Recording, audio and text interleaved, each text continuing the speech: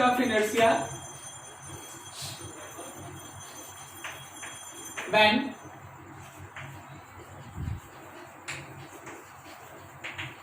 combination of rigid bodies are present. अगर हम लोगों के पास एक से ज्यादा रिजिड बॉडीज का कॉम्बिनेशन है तो inertia of combination about rotational axis is inertia of first body, inertia of second body, inertia of nth body, all about same rotational axis. Her individual body जो उस पर्टिकुलर कॉम्बिनेशन में मौजूद है, हर individual body जो उस particular combination में मौजूद है, सभी का मोमेंट ऑफ इनर्शिया आप उसी एक्सिस के अबाउट में निकाले जिस एक्सिस के अबाउट में आपको पूरे कॉम्बिनेशन का निकालना है। फिर जो सम आएगा वही आपका उस कॉम्बिनेशन का मोमेंट ऑफ इनर्शिया होगा। मीनिंग एग्जांपल से सब मीनिंग किया। मान लो जैसे मेरे पास एक रॉड और इस रॉड के इस एंड पे एक सॉलिड स्फीयर,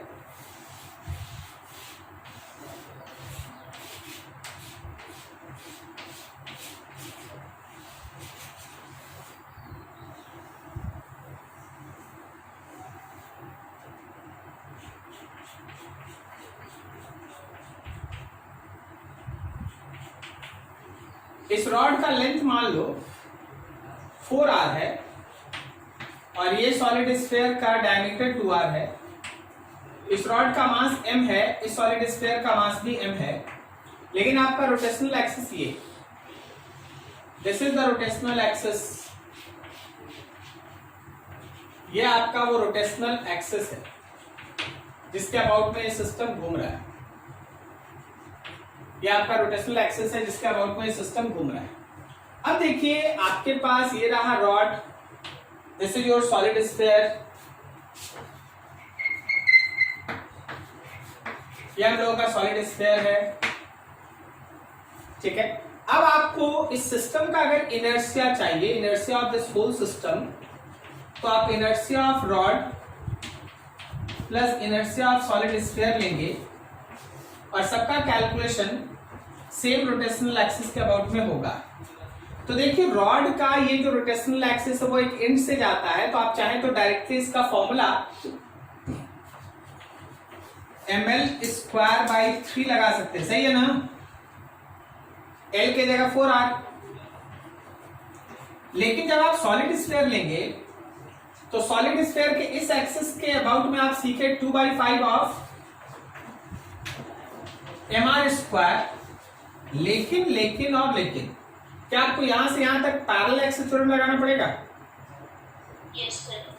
तो साथ में m के साथ 5r का स्क्वायर भी तो ऐड होगा, 5r ना, 4r प्लस r ऐड करके सॉल्व कर दिए, जो आए वही आंसर। अगला देखो, हर एग्जांपल को समझना, दिमाग खुल जाएगा क्या करना क्या है। मान ले जैसे तुम्हारे पास 3 रॉड है और ये 3 रॉड मिलके एक इक्विलैटरल ट्रायंगल बना रखा है।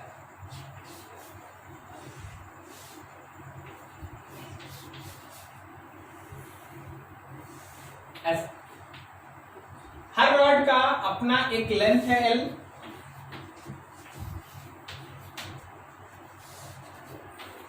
और हर किसी का मास है m। अब आप पहचानिए, ये है आपका रोटेशनल एक्सिस, इस रोटेशनल एक्सिस के अबाउट में सिस्टम घूम रहा है। आपको बताना है इसका मोमेंट ऑफ इनर्शिया। बोलो how you can find that, कैसे तुम निकालेगा इसका moment of inertia. Inertia of first rod, inertia of second rod and inertia of third rod, ठीक है। इक्विलैटरल ट्रायंगल है, फर्स्ट रॉड 1 मान लो, ये 2 मान लो, ये 3 मान लो, ठीक है। अब जरा सोचो बताओ, 1 का इनर्शिया रोटेशनल एक्सिस के अबाउट में कितना, 0, वेरी गुड। 2 का बता दो कोई। क्या?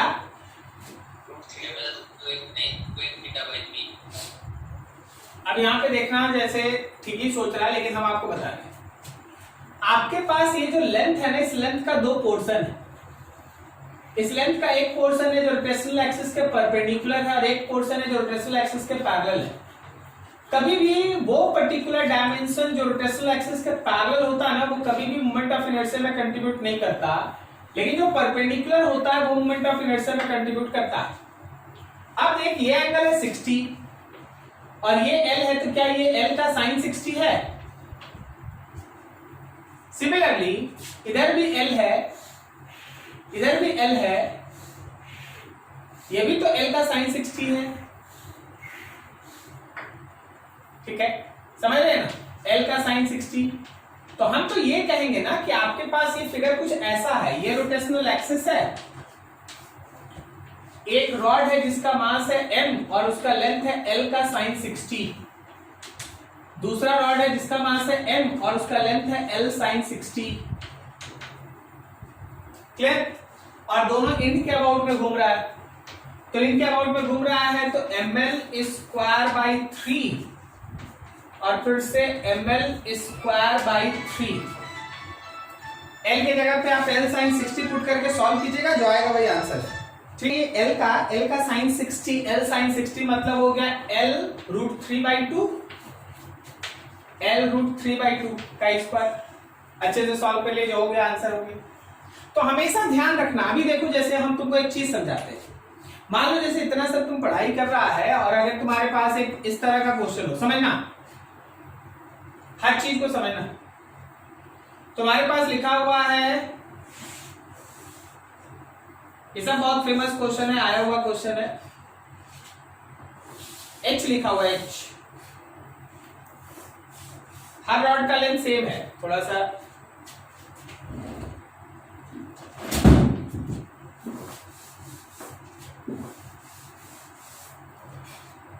H लिखा हुआ है और बोला गया कि ये रोटेशनल एक्सिस है भाई, हर एक रॉड का लेंथ L मास M है। चल भाई, इस रोटेशनल एक्सिस के अबाउट में ये घूम रहा है, बताओ moment of inertia, how you can solve this? बोलो जी, समझ रहे हैं ना, पूरा H है ना, एक हैंडल के अबाउट में चारों तरफ घूम रहा है, मोमेंट ऑफ इनर्शिया। बोलो बोलो, इनर्शिया ऑफ सिस्टम, 3 चीज, इसको 1 मान लेते, इसको 2 मान लेते, इसको 3 मान लेते। तो inertia of 1 plus inertia of 2 plus inertia of 3।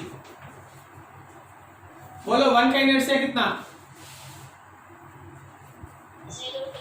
0। कारण है कि एक्सिस वहीं से उसी से गुजर रहा है। अब बोलो 2 का इनर्शिया कितना? क्या? ml square by 3। कारण बोलो, क्योंकि ये रॉड के एक एंड से गुजरने वाला एक्सिस है, सही है? Yes, sir. 3 का बोलो,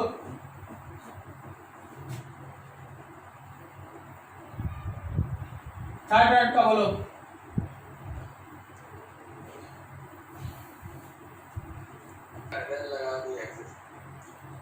कोई पैरेलल एक्सिस थ्योरम नहीं है, लेकिन आंसर सही है। देख, रॉड नाम सुनने से है ना, सबके दिमाग में क्या होता है ना कि चलता है ml square by 12, ml square by 3, parallel axis theorem, perpendicular axis theorem. लेकिन कभी सोचा है कि ml स्क्वायर बाई 12 या ml स्क्वायर बाई 3 आता क्यों है? आता इसलिए है क्योंकि हम लोग एक्सिस ऐसा चुन लेते हैं, रुको मेरे पास है,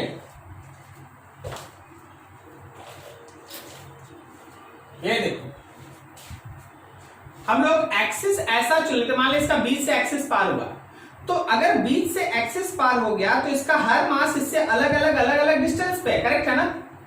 तो आपको इंटीग्रेशन का जरूरत पड़ जाता है। अगर इंड से भी लेते हैं तो हर मास अलग डिस्टेंस पे, तो इंटीग्रेशन का जरूरत पड़ता है, तब आंसर आ जाता है ml square by 3, ml square by 12 and so on. लेकिन सोचिए ऐसे कि अगर मेरा ये हाथ है एक्सिस और रॉड ऐसे घूम रहा है, क्या बोलता है, इस रॉड का हर मास अलग रेडियस में घूम रहा है या सेम रेडियस में घूम रहा है? Same radius. तो simply ml square mr square, बात समझा? हर किसी का रेडियस है एल, हर किसी का रेडियस है एल, हर किसी का रेडियस है एल, तो एक्सिस के चारों तरफ mr square ml square, correct हुआ? क्या यहां इस रॉड का हर एक पोर्शन एक्सिस के चारों तरफ एल रेडियस में घूमेगा? Yes, sir. तो आप हर किसी का इनर्शिया में ml square ml square ml square ml square overall it is ml square, बस mr स्क्वायर है। Did you get this? क्या तुमको समझ में आया? ऐसे घूमेगा, ऐसे घूमेगा, सब एक ही रेडियस में घूमेगा, सब एक ही रेडियस में घूमेगा, एल रेडियस में। सो ml स्क्वायर, क्लियर है?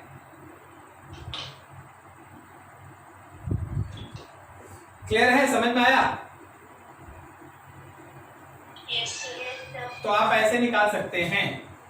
अगला एक एग्जांपल आपको बनाना है, अगला एक एग्जांपल आपको बनाना है। ये मेरे पास 4 रॉड है, ये मेरे पास 4 रॉड है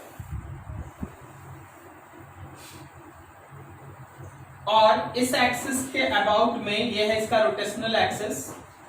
हर रॉड का लेंथ और मास आपको इस एक्सिस के अबाउट में इसको घुमाना है और इसका मोमेंट ऑफ इनर्शिया बताना है। चलिए जरा नोट कीजिए और बनाइए इसको फटाक से।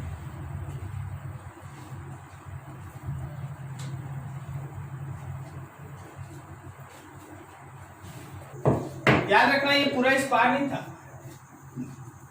तो करना क्या है, इसका परपेंडिकुलर डिस्टेंस निकालना है।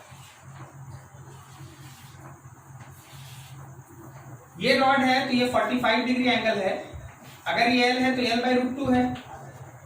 क्या बोलता है? ये भी तो एल बाई रूट 2 है। सिमिलरली ये भी एल बाई रूट 2 है और ये भी एल बाई रूट 2 है। समझ में आ रहा है क्या? बोलो जी बोलो। Yes, sir. तो ये रोटेशनल एक्सिस, तो इसके परपेंडिकुलर में हम बोलेंगे 4 रॉड और सबका rate L by root 2, L by root 2, L by root 2, L by root 2। तो किसी एक का निकालते हैं तो ml स्क्वायर बाई 3 करते हैं और इसको 4 से मल्टीप्लाई करें। क्या बोलता? सही है? तो ये ml square by 3, this is your answer.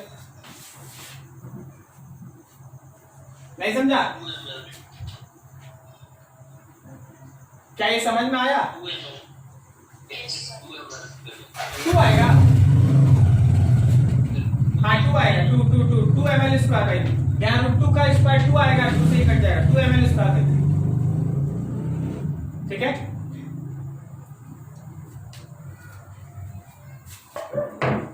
Next concept है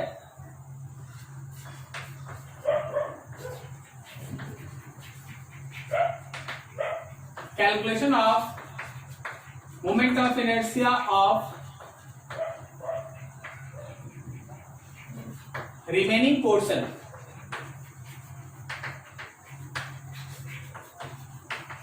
of rigid body if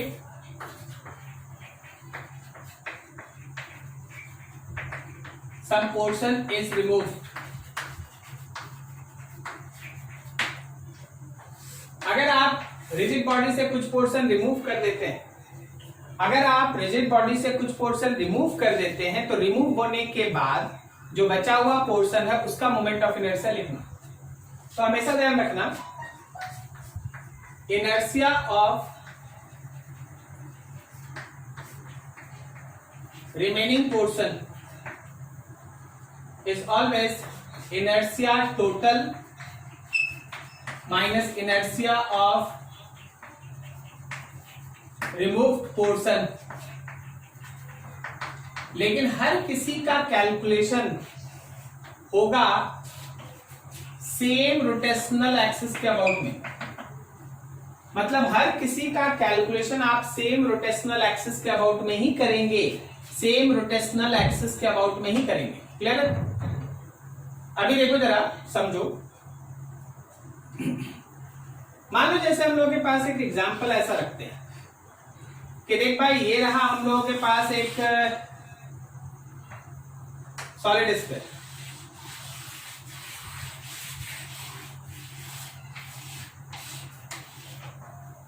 ये हम लोगों के पास है एक सॉलिड स्फीयर, इसका अपना रेडियस है r, इसका मास है m। आप इस सॉलिड स्फीयर में से ये पोर्शन आप रिमूव कर दिए,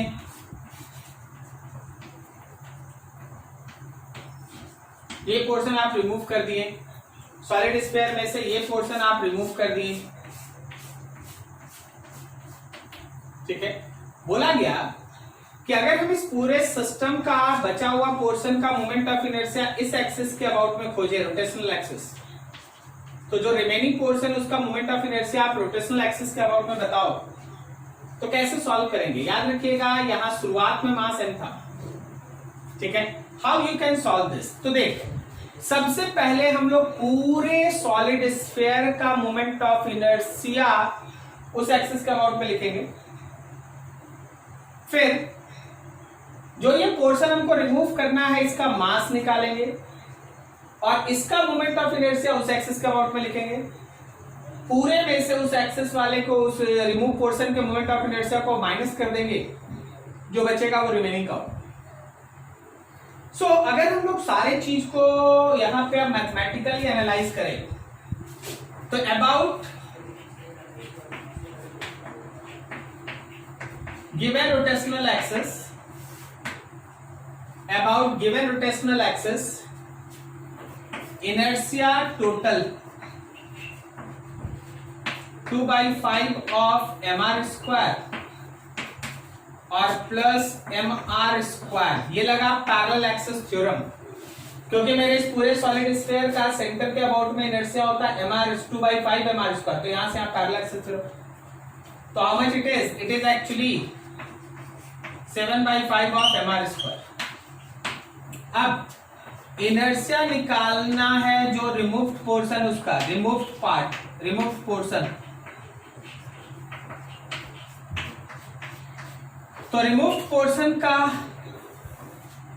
रिमूव्ड पोर्शन भी एक सॉलिड स्फीयर है, m डैश r का स्क्वायर और प्लस m डैश a का स्क्वायर। हम क्या लिखे थोड़ा हम बता दें। रिमूव्ड पोर्शन का मास m डैश, ठीक है, बाद में भी निकालेंगे, तो इसके सेंटर से अगर गुजरता तो भी इसका तो इनर्शिया होता 2/5 of m dash r square, इसका r, और फिर यहां से यहां तक a लगाते हैं हम लोग, सब निकालेंगे, अभी सब निकालेंगे। तो चलो एक एक करके काम करते हैं। सबसे पहले m डैश पे काम करते हैं। कोई बताएगा m डैश कितना है? m डैश कितना है कोई बताएगा? अगर पूरे स्फीयर का मास m था तो m डैश कितना है?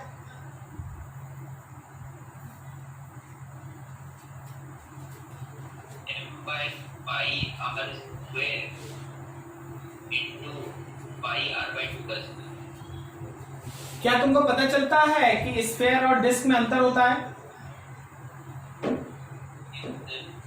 तो अंतर तुम्हारे थिंकिंग में तो नहीं, तुम डिस्क लेके एरिया से बना रहा है यार, स्फीयर है वॉल्यूम से ना बनाएगा।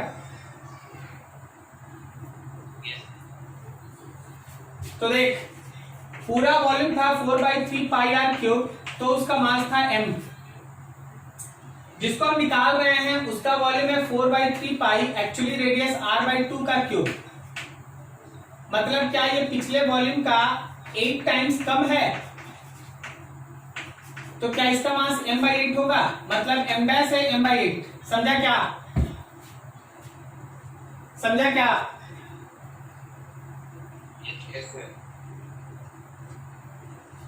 तो m डैश मिल गया, और स्मॉल r तो r/2 है, देख लो डायमीटर r है तो r/2।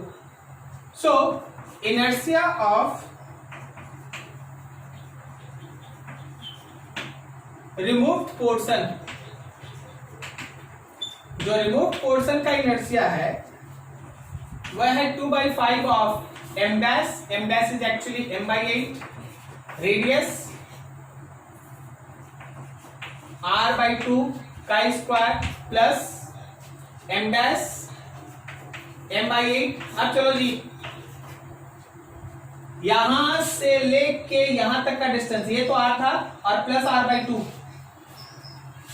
r plus r/2 solve कर दो, जो आया वो I remove, therefore final of I remaining जो रिमेनिंग का moment of inertia that is inertia total minus inertia remove, inertia total minus inertia remove. Solve कीजिए, जो आएगा वही आंसर। क्या आपको कॉन्सेप्ट समझ में आया क्या हो रहा है?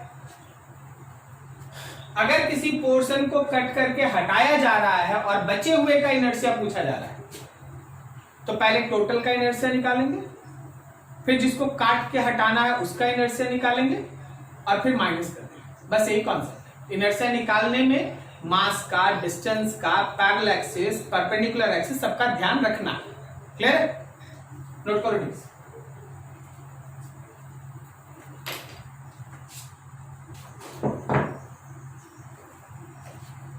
देखो एक क्वेश्चन बनाना है आपको। हाँ,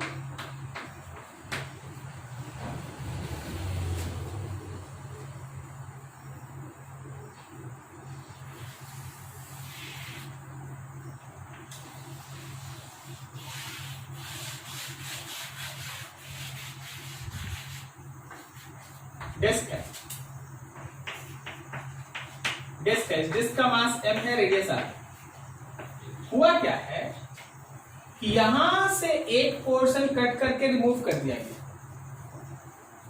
ये वाला पोर्शन कट करके रिमूव हुआ और वो पोर्शन यहां पे रख दिया गया सटा के। बात समझ में क्या हुआ? और आपको इस एक्सिस के अबाउट में इनर्शिया बताना है, रोटेशनल एक्सिस। देखिए यहां से पोर्शन कट करके हटा दिया गया और उसको यहां रख दिया सटा के, सेम प्लेन। तुमको इस कॉम्बिनेशन का मोमेंट ऑफ इनर्शिया बताना है। चलो बनाओ फटाफट, बनाओ।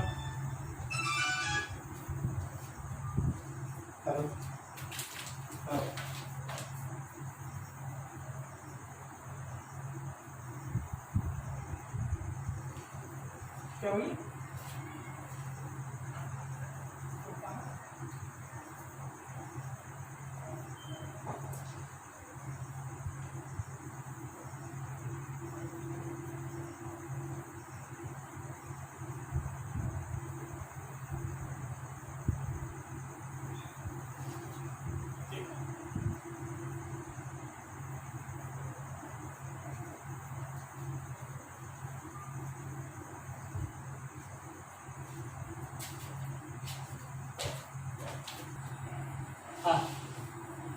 देख इधर का तुमको अभी इनर्शिया निकालना पड़ेगा और फिर इसको और इसको लेकर फिर जोड़ना भी पड़ेगा। क्या बोलता है, समझ में आया? तो चलो करते हैं काम साथ में। इनर्शिया पहले रिमेनिंग वाला पोर्शन का निकाल रहे हैं। इनर्शिया ऑफ डिस्क लिखेंगे minus inertia of removed disc लिखेंगे। एकदम शॉर्टकट में लिखेंगे, पहचान जाना। इनर्शिया ऑफ डिस्क क्या लिखते हैं हम लोग? mr स्क्वायर बाई 2, क्या mr स्क्वायर बाई 4 ना? mr square by 4 plus mr square. बोलो समझा? अगर हम इसका लेते तो इसके सेंटर से ज्यादा तो mr स्क्वायर बाई 4 होता ना? बोलो जी बोलो, अरे हाँ ना बोलो यार। mr स्क्वायर बाई 4 और प्लस पैरेलल एक्सिस थ्योरम, यहां से यहां तक का mr स्क्वायर। अब रिमूव जो हट रहा है एरिया से, चलो इस बार एरिया से काम कर लेते हैं। पाई आर स्क्वायर एरिया था तो मास m था, तो पाई रेडियस है r बाई 2 का स्क्वायर, तो मास क्या m बाई 4 होगा। मतलब जो रिमूव हो रहा है उसका मास m बाई 4 है। अब वो भी एक डिस्क ही है, ये भी एक डिस्क है, ठीक है। तो उसका मास m डैश, उसका रेडियस का square by 4 plus m dash और parallel axis theorem a square. तो ये हो गया हम लोग का 5 mr square by 4 minus m dash कितना है तो m बाई 4 है, स्मॉल r कितना है तो स्मॉल r हम लोगों का r बाई 2 है और नीचे एक 4 पहले से, प्लस m बाई 4 a कितना है तो a भी तो r बाई 2 ही है ना, r बाई 2 का स्क्वायर। चलो भाई इसको भी सॉल्व कर ले। 5mr² माइनस ये कितना हो गया mr²/16 plus mr²/16 so it is 5 of mr²/4 minus mr²/8 solve कर ले भाई। नीचे 8 आ गया तो यहाँ 10 में से 1 गया 9 mr²। ये हो गया inertia of remaining portion, inertia of remaining का। अब जब हम फाइनल सिस्टम का इनर्शिया लिखेंगे तो हम इनर्शिया ऑफ रिमेनिंग पोर्शन में वापस आके इनर्शिया ऑफ स्मॉल डिस्क को ऐड में करेंगे। तो इनर्शिया रिमेनिंग आप निकाल चुके थे 9/8 ऑफ mr² और plus plus plus inertia of small disc ये रहा m/4 रेडियस r/2। इसके एक्सिस के अबाउट में होता m/4 रेडियस r/2 का स्क्वायर डिवाइडेड बाई 4 और प्लस अलग से होगा m/4 r/2 का स्क्वायर। देख लेना सॉल्व करके जो आएगा वही आंसर। क्या आपको समझ में आ रहा है? ठीक है, तो ऐसे चीज चलता है। हाँ ठीक है, जो आना होगा आएगा, हमको उससे मतलब नहीं है। आपको बस एक चीज ध्यान रखना था कि हाँ यहाँ कॉन्सेप्ट बनता कैसे। क्लियर है? आपको लगता है क्या मिस्टेक हो गया हमसे ना? कर लेना वहां से। यस, कैलकुलेशन थोड़ा मिस्टेक हो गया यहाँ पर, कैलकुलेशन कर लीजिए। ठीक है, जो भी हो कर बोलो ना बोलो। जैसे कि यहाँ पे जो माइनस किया वही इसको ऐड किया तो वो दोनों कैंसिल नहीं हो जाएगा। हाँ कर लेंगे कैंसिल, लेकिन जरूरी नहीं ना कि हर बार कैंसिल हो जाए। हम इसको ये निकाले, यही पलट दिए, करेक्ट। अब अगर हम यही क्वेश्चन हम इस एक्सिस के अबाउट में देते तो क्या कैंसिल हो जाता? तो अभी कैंसिल हो रहा है तो कैंसिल करके हम तुमको पढ़ाएं कि हम बताएं कि बनेगा कैसे। अभी यहां क्या है कि हाँ इसका इधर एक जैसा है तो कैंसिल हो जाएगा। लेकिन अगर हम ये एक्सिस देते तो अब देख, इसके सेंटर से ये डिस्टेंस अलग होता है, इसके सेंटर से डिस्टेंस अलग होता है, कैंसिल हो जाता क्या? तो उस कॉन्सेप्ट को समझना यार, छोड़ो कैलकुलेशन कट जाएगा छट जाएगा, वो कर लेना।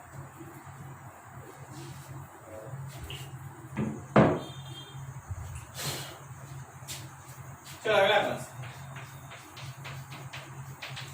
Moment of inertia of certain portion of any rigid body.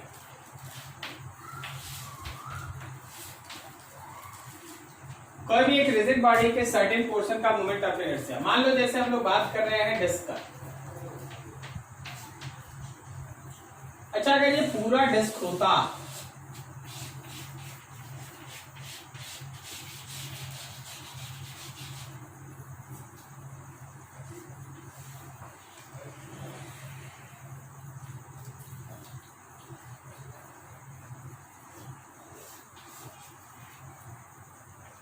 मान लिया पूरा डिस्क, और इस पूरे डिस्क में ये रहा रोटेशनल एक्सिस।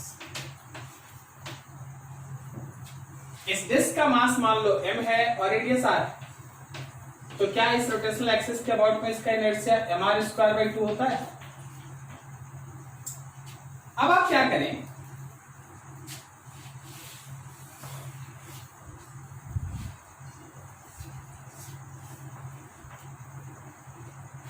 रोटेशनल एक्सिस वही है लेकिन मेरा डिस्क पूरा नहीं है, मेरा डिस्क आधा है।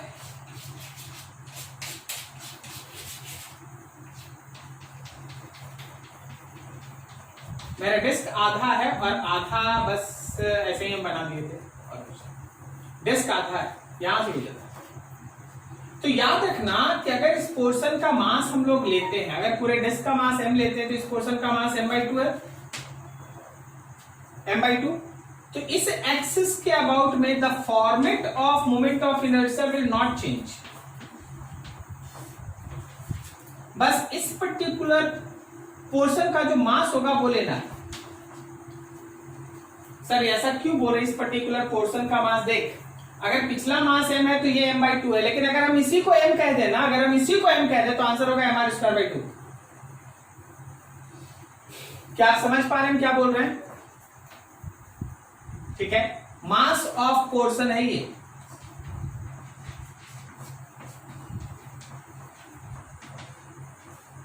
Mass of portion m/2। अभी देखो, जैसे मान लो सपोज तुम लोगों के पास एक रिंग है,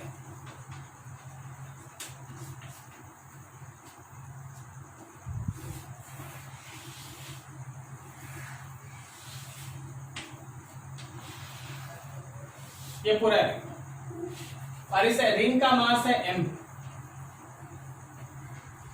तो इनर्शिया है mr²।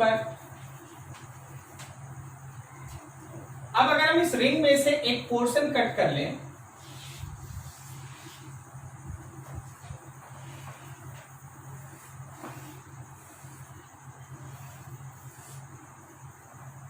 एक्सिस वही पोर्शन ये, और ये पोर्शन कुछ एंगल बना रहा है, सपोज अल्फा अल्फा बना रहा है कुछ, और इस पोर्शन का मास है बीटा। तो सेम रोटेशनल एक्सिस के अबाउट में इसका इनर्शिया होगा बीटा r²। क्या आप ये समझे, बीटा r²। अगर आपका रोटेशनल एक्सिस नहीं बदलता तो जो मोमेंट ऑफ इनर्शिया का फॉर्मेट है किसी भी रिजिड बॉडी के लिए वो नहीं बदलेगा। अगर एक्सिस नहीं बदला तो मोमेंट ऑफ इनर्शिया का जो फॉर्मेट है वो नहीं बदलेगा। क्लियर हो रहा है, समझ में आ रहा है हम क्या बोल रहे हैं? ठीक है, नोट करो यहां पर।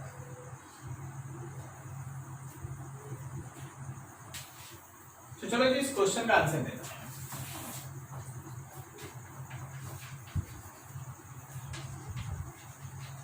A solid sphere of density rho and radius r is in shape of hemisphere. Find moment of inertia. Find moment of inertia of this hemisphere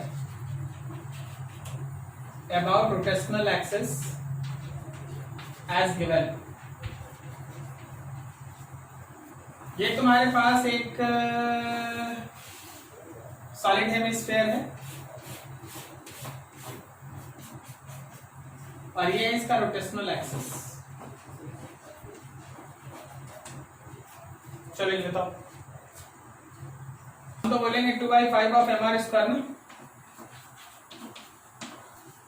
2/5 of mr²। बस अब इसमें मास लिखना है, तो मास हो गया डेंसिटी इनटू हेमिस्फीयर का वॉल्यूम। हेमिस्फीयर का वॉल्यूम कितना जी? 2/3 ऑफ πr³ ना। कितना होता है वॉल्यूम? Yes sir. और साथ में r², तो हो गया हम लोग का 4/15 रो पाई r⁵। बस सिंपल 2/5 mr²। क्लियर है?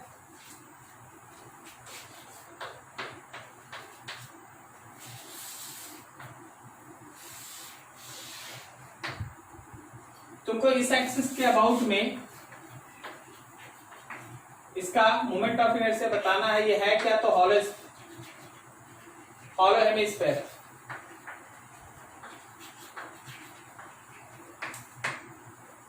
क्या सॉलिड ले लो, सॉलिड हेमिस्फीयर। इसका अपना रेडियस है r, मास इसका m है, रेडियस r।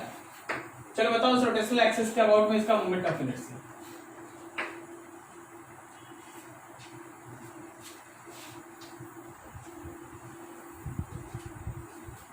फटाफट फटाफट, एक और चैप्टर का थोड़ा सा यूज है इसमें, आपको याद होना चाहिए वैसे। Centre of mass, solid sphere का centre of mass, solid hemisphere का सेंटर ऑफ मास कहाँ होता है?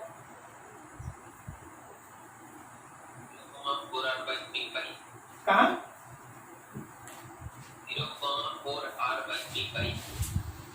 3r/8, यहां से 3r/8, ये सेंटर ऑफ मास।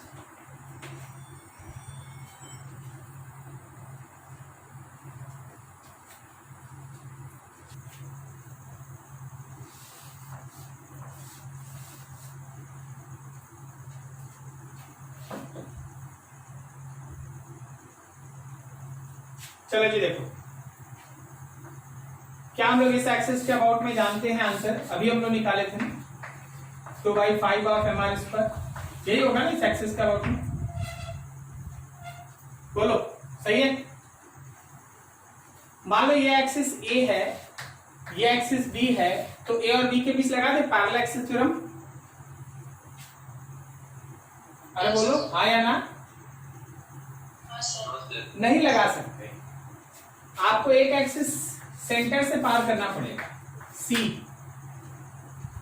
पहले आपको A और C के बीच पैरेलल एक्सिस थ्योरम लगा के, पहले आपको A और C के बीच पैरेलल एक्सिस थ्योरम लगा के IC निकालना होगा, फिर IC से IB निकालना होगा। आप A और B के बीच डायरेक्ट नहीं लगा सकते।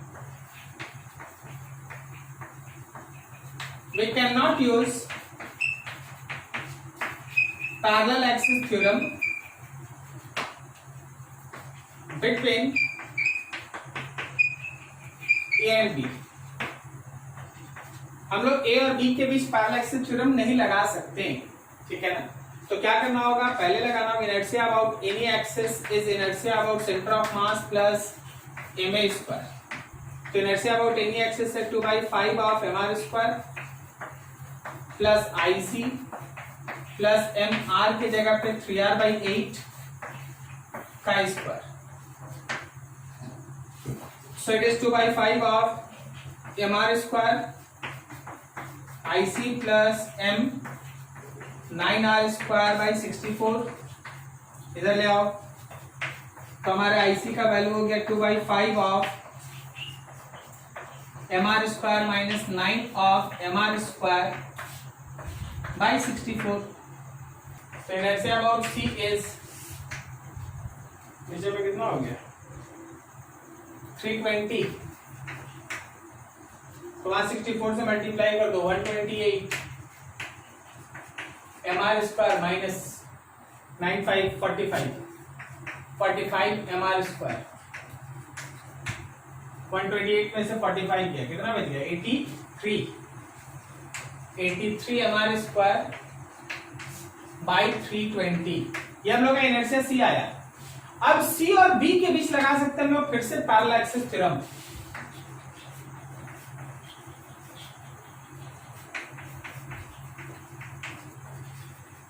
Applying parallel axis theorem between C and B, C और B के बीच। तो inertia about B is inertia about C plus ma² again. तो इनर्शिया अबाउट C कितना है भाई? 83 mr²/320 और प्लस m। अब जो आपका परपेंडिकुलर डिस्टेंस होगा, क्या वो r माइनस 3r/8 है? सही है? सॉल्व कर दो, जो आएगा वही आंसर। सॉल्व कर दो, जो आएगा वही आंसर। तो आपको इस तरह से हर कॉन्सेप्ट, अब देख, कोई अगर पिछला टॉपिक नहीं जानेगा तो वो यही नहीं लिख पाएगा कि ये 2/5 mr² होगा। क्या समझ में आ रहा है? और पैरेलल एक्सिस थ्योरम में बार बार बोला गया, पैरेलल एक्सिस थ्योरम में बार बार बोला गया कि एक एक्सिस कहां से पास करना चाहिए? सेंटर ऑफ मास से। सेंटर ऑफ मास। अब किसी को अगर सेंटर ऑफ मास का ही वैल्यू नहीं याद है 3r/8, वो भी नहीं बना पाएगा। तो ऐसा क्वेश्चन, ये ऑलरेडी एडवांस का आया हुआ क्वेश्चन है, ठीक है। तो इस तरह का क्वेश्चन का मतलब बहुत चीज परफेक्ट, सेंटर ऑफ मास आना चाहिए, पैरेलल थ्योरम आना चाहिए, कट वर्क सब कुछ आना चाहिए। This is all about moment of inertia. खत्म। अगले दिन से हम लोग रोटेशनल मैकेनिक्स में इंटर कर जाएंगे, टॉर्क, ये सब हम लोग पढ़ना स्टार्ट करेंगे। आपको कहीं भी मोमेंट ऑफ इनर्शिया का कोई भी क्वेश्चन मिलता है आप सॉल्व करें, और जो डाउट है आप अपना धीरे धीरे पूछते भी रहिए, डाउट कोई इशू नहीं, ठीक है। लास्ट टाइम में एक बार में बहुत बर्डन हो जाता है, तो अगर आपको डाउट है तो आप धीरे धीरे डाउट पूछते रहिए, कोई इशू नहीं। क्या आपको सारा चीज समझ में आया जो आज क्लास में हुआ? ठीक है। मोमेंट ऑफ इनर्शिया पे कम से कम समय देके 50-100 क्वेश्चन बना लेना, ताकि लगे कि हाँ जो पढ़े वो ऐसे काम आता है। अगर उसके बाद भी कुछ नहीं बनता है, एकदम पूछ लेना, ठीक है। एक topic cover, moment of inertia का कोई। अच्छा, रेडियस ऑफ गायरेशन आप जानते हैं ना? उसमें भी थोड़ा सा चाहिए था क्लास, यही लो ना अभी class.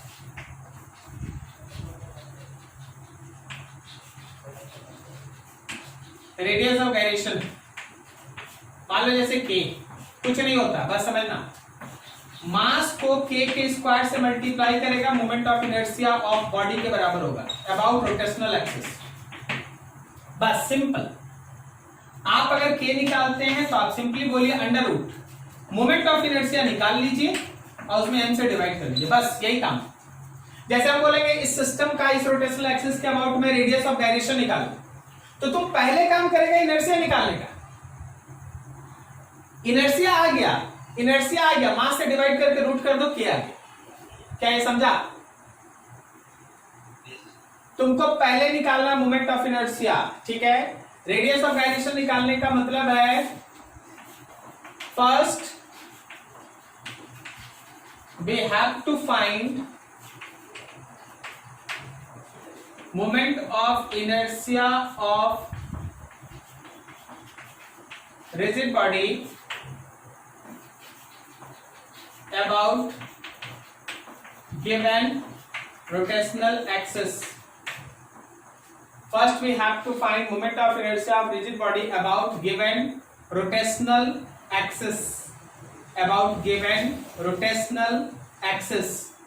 Then k will be under root inertia by mass, बस यही काम। k will be under root inertia by mass। कोई भी क्वेश्चन, कितना भी अभी तक न्यूमेरिकल बनाया ना, अभी तक तुम क्या कर रहा था? इनर्शिया निकाल रहा था। अगर उसी क्वेश्चन में इनर्शिया की जगह लिखा रहता फाइंड रेडियस ऑफ गायरेशन, पहले इनर्शिया निकालते, जो सीखे हैं सब लगाते, इनर्शिया निकालते और इनर्शिया को इस पर पुट कर देता आंसर। क्लियर है?